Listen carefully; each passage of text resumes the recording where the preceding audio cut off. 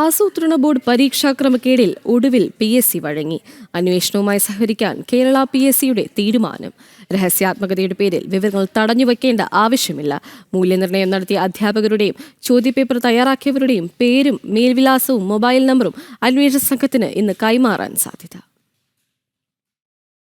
ആസൂത്രണ board chief പരീക്ഷയിൽ rank തിരിമറിക്ക് ഇടയാക്കിയ ഓൺലൈൻ പരീക്ഷാ കേന്ദ്രത്തിലെ ഹാർഡ് ഡിസ്ക് അന്വേഷണ സംഘം കസ്റ്റഡിയിലെടുക്കും. ഓൺ സ്ക്രീൻ മാർക്കിംഗ് സോഫ്റ്റ്വെയറും PSC ഉപയോഗിക്കുന്ന സോഫ്റ്റ്വെയറും സൂക്ഷ്മ പരിശോധനയ്ക്ക് വിധേയമാക്കും. PSC പരീക്ഷാ നടപടികൾ പൂർണ്ണമായും ഓൺലൈനാണ്. സൈബർ വിദഗ്ധരെ കൊണ്ട് പരിശോധിപ്പിക്കുന്നതിലൂടെ ക്രമക്കേട് നടന്നത് എവിടെ നിന്നാണെന്നും ആരാണ് മുൻകൈ എടുത്തതെന്നും കണ്ടെത്താൻ കഴിയും. സോഫ്റ്റ്വെയറിൽ ഓരോ ഉദ്യോഗസ്ഥരും പ്രവേശിക്കുന്നത് പ്രത്യേക ലോഗിനിലൂടെയാണ്. ഓരോരുത്തരും നൽകിയ നിർദ്ദേശങ്ങളും വരുത്തിയ മാറ്റങ്ങളും കണ്ടെത്താനാകും. ആസൂത്രണ ബോർഡ് ചീഫ് പരീക്ഷയിൽ പരീക്ഷാ വിഭാഗം ചുമതലയിലുള്ള additional secretary Harikumar, deputy secretary Sanal എന്നിവരുടെ ഇടപെടലുകളാണ് അന്വേഷിക്കുന്നത്. PSC കമ്പ്യൂട്ടർ സംവിധാനത്തിന്റെയും ഫയൽ നീക്കത്തിന്റെയും വിശദാംശങ്ങൾ അന്വേഷണ സംഘം ശേഖരിച്ചു. ഫയലുകൾ, ഫയൽ നോട്ടുകൾ എന്നിവയും പരിശോധിക്കും.